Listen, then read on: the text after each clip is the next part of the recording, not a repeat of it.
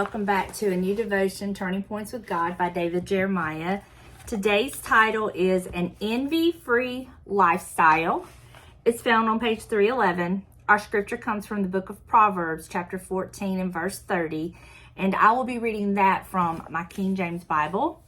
And it says, "A sound heart is the life of the flesh, but envy the rottenness of the bones." Today's society is obsessed with steering clear of things that are harmful to the body. It seems that just about every product is fat-free, sugar-free, caffeine-free, or hormone-free. We spend millions of dollars every year on sunscreen, anti-aging products, organic food, and antioxidant-rich vitamins in order to prevent sun damage, wrinkles, and cancer. In essence, we do our bodies good by staying away from those things that are bad for us. While we know that eating right and taking care of our bodies in general is important, the Bible tells us that bodily exercise profits a little, but godliness is profitable for all things. 1 Timothy 4 and 8. As much as we take care to avoid unhealthy things for our bodies, we should be even more concerned about staying away from the ungodly things in our lives, such as envy. Nothing good or profitable ever comes from envy. It only creates misery for the envious person. So if you desire to lead a long and healthy life, remember to do your body good by living an envy-free lifestyle. The man who keeps busy helping the man below him won't have time to envy the man above him. That is a quote by HENRIETTA, MEARS. Wow. Well, we have spoke many times on basically this subject, and I've told y'all so many times that, envy is a thief of joy, wanting to be like others. And it is so easy, I think, in today's time more than ever before, and I'm referencing that from my childhood, where you didn't have Facebook, you didn't have social media, you didn't have YouTube, you had 3 channels. You were very lucky if you were able to watch cable. Lord knows we never got to go to the movies or anything like that. And when the VCRs came out, oh my goodness, that was just the next best thing to sliced bread. And I miss those times. Don't get me wrong. I enjoy the modern conveniences, okay? But I don't enjoy the way the devil is able to use these tools against us. What should be a wonderful thing can be used against us. I remember when Facebook first came out and somebody had sent me a link to it to join up. First of all, I didn't know what it was. I was very limited to what I did on the computer, and really didn't have a clue what it was about. And then the more I got into it, I really liked being able to connect with my friends that I didn't get to see, like ones I went to school with that had moved away, and just kind of keeping up with that and just kind of keeping up with friends. But then it turned really nasty, and Facebook became just a place I don't enjoy. I don't enjoy Facebook. I really don't enjoy a lot of Instagram either, if I'm being honest, because there's that comparison, the envy. Comparison and envy, the thief of joy. When you compare yourself to others or you're envious of others, you're just robbing yourself of the joy that God wants to give you and me. So I don't really enjoy social media for that fact. And it's sad because it can be a wonderful tool if used properly. But the deal is so many people use it the wrong way. And then if you're not using it the wrong, say you're innocent in what you put out there, you're sharing your life, your family, your successes, your failures, just everything. Then you have the people that want to come after you and be nasty and judge you. And then you have those that only put up the highlight reel to try to make others jealous that they have it all together, and the fact that you're not as far ahead in life as they are, and you're the same age, you went to the same school, you graduated the same year, there's something wrong with you. And it is a tool the devil will use. It's just another one of those tools the devil will use.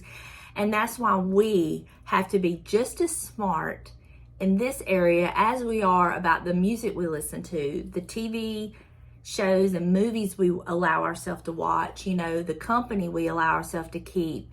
We have to be just that careful with what we watch and how we use our phones. I mean, we are walking around with a computer that can do anything. It's very powerful. And it can be a tool used for good, or it can be a tool used for evil, and it can be a tool that the devil can use against you. And that's how you have to look at it, as a weapon. How are you going to use this weapon? Are you going to use it for good of God and your life?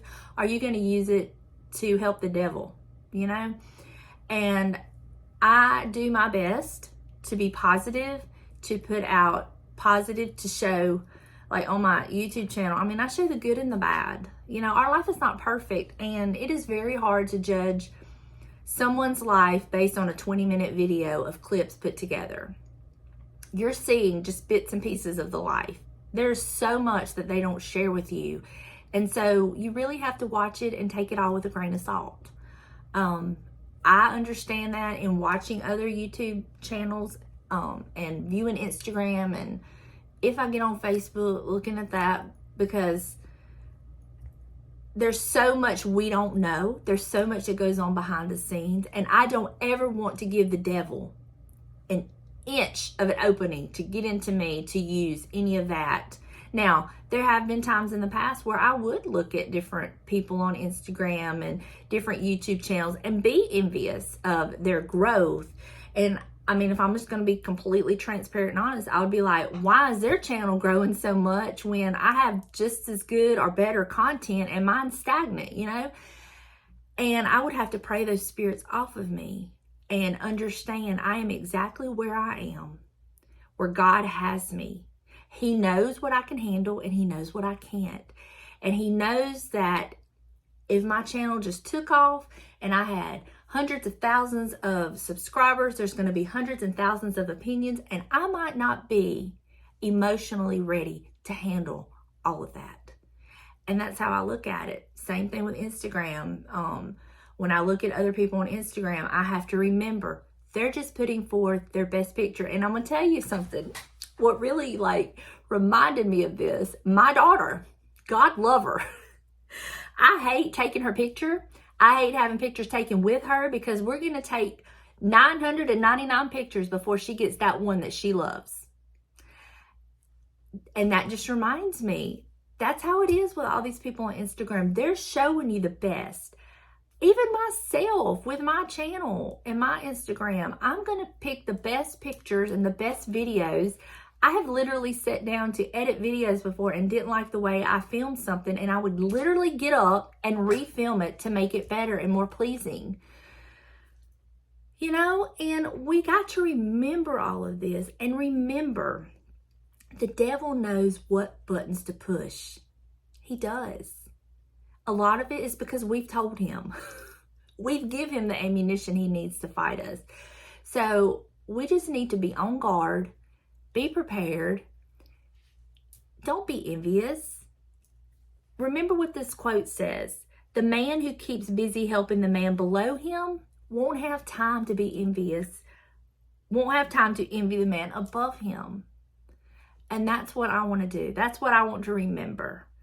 I want to remember that I am exactly where I'm at because God has me here. And when it's my time to excel, there's not going to be anything or anyone that's going to be able to stop that, because He will have His way. And so I just get up and I thank Him for where I'm at. I thank Him for what He's blessed me with so far.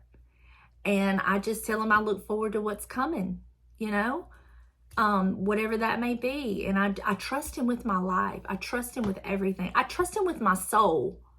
Do you really think I'm not going to trust Him with YouTube and all of that? That is such a little speck of my life, when my main priority is Him and what He wants me to do and where He wants me to go. And I just want to be in His will. And as long as I remember that and I pray that, it helps keep the feelings of envy, and all of those nasty comparisons and all of that mess at bay. And I'm able to enjoy where I'm at with God. And no, there's a reason I'm where I'm at right now. There's a reason you're where you're at right now. He knows exactly what's best for you. He knows exactly what's best for me. And so I just want to be in the moment. You know, I don't want to live in my mistakes of yesterday. I don't want to be so ahead that I can't enjoy my moment now because I'm so worried about tomorrow and the next day that I may not even get to enjoy. This might be my very last day on this earth, and I want to spend it enjoying where God has me. The good, the bad, and the ugly, you know, because I'm learning from all of it. So let's just remember that comparison and envy truly is the thief of joy. Let's just be happy and joyful where we're at. Let's appreciate where we're at and what we have today.